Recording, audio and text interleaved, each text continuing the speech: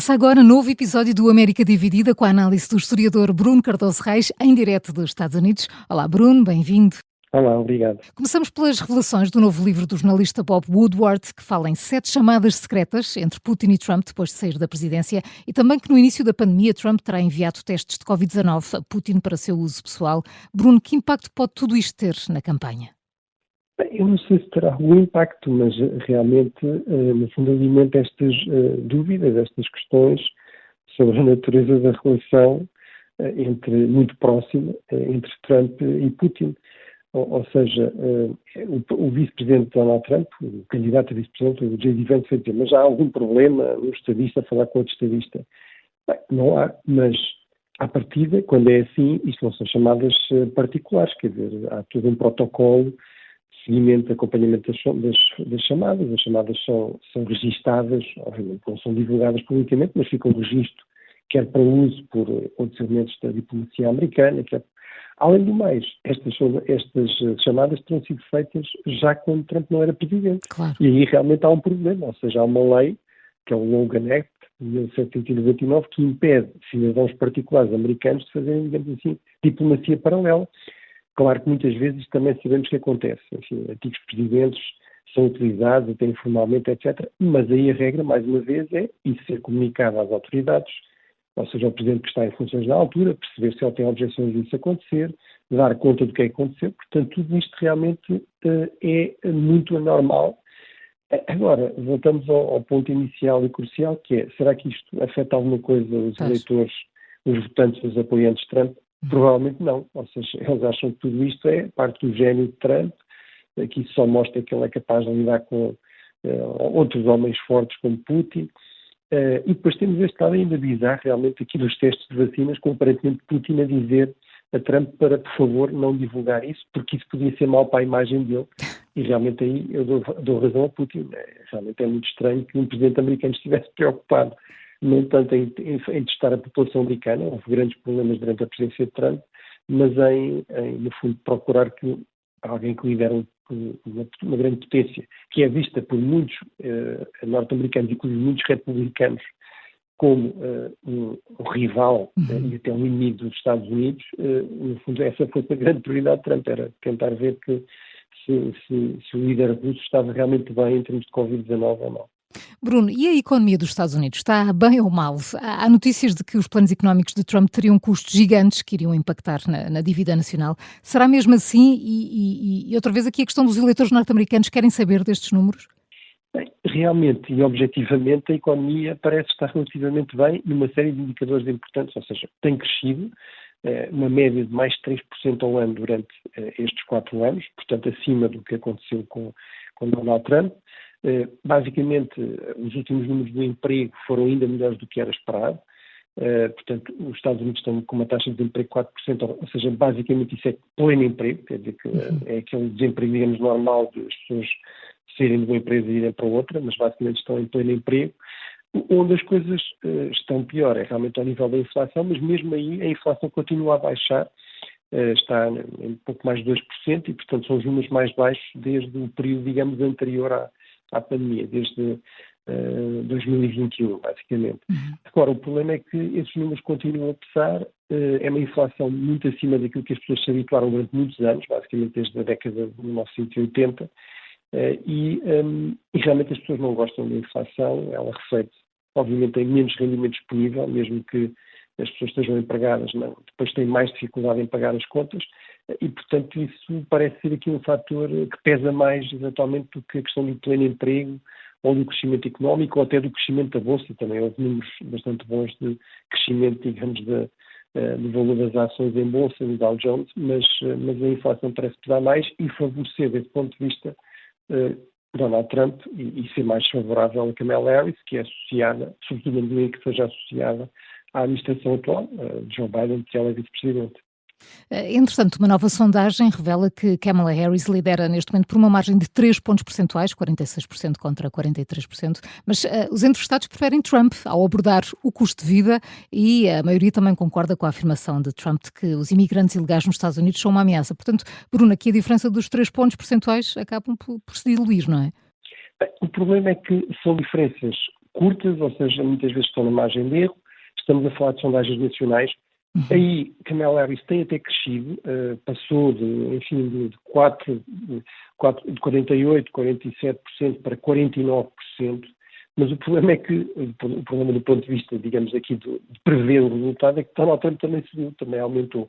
E, portanto, basicamente, os dois aumentaram e a diferença entre eles mantém-se muito parecida, à volta dos 3%. E depois, sobretudo, temos de nos recordar sempre que o que conta aqui são os votos Estado a Estado, e sobretudo naqueles Estados que oscilam entre um partido e outro e, portanto, vão determinar depois quem é que tem a maioria de 270 votos no colégio eleitoral. E aí, realmente, as margens são, mais uma vez, há oscilações, um pouco para cima e para baixo, mas as margens são mínimas. Estamos a falar, por exemplo, num Estado como a Geórgia, que é um Estado que se tornou um Estado oscilante, que Biden conseguiu vencer em 2020, que Trump tinha conseguido ganhar em 2016, de 0,1% favorável a Trump, 48,6% para Trump, 48,5% para Harris. Não é? Estamos a falar no Michigan, por exemplo, um outro estado chamado Blue Wall, crucial para Kamala Harris, em que Kamala Harris está a liderar, ao contrário da Geórgia, onde lidera Trump, mas mais uma vez a diferença é 0,1%, 47,4%, 47,3%. Portanto, são realmente margens muito curtas e isso significa que a um mês da eleição, a única previsão séria é dizer que é impossível fazer previsões com a mínima de segurança, portanto é uma eleição demasiado disputada, mas como dizias, é verdade que Kamala Harris tem um problema com a imigração, com a economia, depois tem vantagem noutras áreas, vamos ver o que é que pesa mais, por exemplo a questão do caráter, a questão da fiabilidade, portanto esses são aspectos em que Kamala Harris vê-se a Donald Trump. Ela que fez aquilo que os americanos chamam um media blitz, desde o 60 Minutes ao Howard Stern e o podcast Caller Daddy. Correu bem, Bruno? O que é que destacas? Bem, por um lado, acho que é destacar que ela tenha feito isto e, portanto, correu bem neste sentido. Os democratas passaram a contra-atacar e dizer que, afinal, Donald Trump, J.D. Vance, que diziam que Kamala Harris não dava entrevistas, não respondia a perguntas difíceis, etc. Afinal, aparentemente agora é Donald Trump é que está aqui na defensiva, porque, por exemplo, recusou precisamente ser entrevistado neste programa 60 Minutes, que é um programa de referência, que é conhecido por ser muito bem preparado, entrevistadores muito bem preparados, com perguntas muito, muito duras, muito complicadas, e, portanto, o Trump preferiu falar, por exemplo, à Fox News, tem falado para a Fox News, onde tem entrevistadores muito mais simpáticos, como a Laura Ingraham, a quem também deu uma entrevista ontem, e, portanto, desse ponto de vista, desde logo correu bem. Em termos de tentar chegar a eleitores que lhe interessam, também parece bem desenhado, ou seja, ela deu uma entrevista ao 60 Minutes, que é um programa de referência, mas, por exemplo, deu uma entrevista ao Howard Stern, que é, digamos, um programa conhecido por ser muito, até muitas vezes muito, enfim, de gosto questionável, enfim, mas muito visto, muito popular, por exemplo, entre os homens, que é um eleitorado, há aqui uma diferença de género bastante grande. A Kamala Harris é muito mais popular entre as mulheres que entre os homens brancos, que são, digamos, os ouvintes habituais de Howard Stern, que costumava ter uma boa relação com Donald Trump. Ele gosta de fazer entrevistas muito polémicas. Agora parece que Donald Trump ficou chateado com ele, mas, portanto, isso parece fazer sentido e, por exemplo, vai fazer também uma entrevista com a Univision, que é a grande cadeia de televisão de língua espanhola, ou seja, para o eleitorado mais hispânico. Em termos de conteúdo, aí é mais questionável, por exemplo, no The View, que é também um programa muito direcionado para mulheres, em que ela também foi entrevistada, ela basicamente disse que concordava com tudo que a administração Biden tinha feito, ou pelo menos pareceu dizer isso. Isso obviamente foi algo que os republicanos aproveitaram, para dizer que cá está, ela vai ser mais do mesmo. Isso realmente do ponto de vista eleitoral se calhar não é a jogada mais inteligente, mas enfim, faz parte do jogo e do meu ponto de vista é mais importante que ela procure mobilizar eleitores e chegar a eleitores que não têm tanta popularidade do que propriamente manter-se, digamos, daqui num resguardo que a um mês das eleições não faz muito sentido. Ela tem de arriscar e, portanto, acho que é uma aposta no essencial, parece-me uma aposta que faz sentido, mas vamos ver daqui a um mês. Os resultados, sim, exatamente. A fechar, a nossa curiosidade, já vimos aqui no América Dividida que é muito difícil um vice-presidente ser eleito a seguir ao seu presidente, mas, Bruno, alguma vez um presidente foi reeleito depois de ter perdido uma eleição, como Trump está agora a tentar fazer?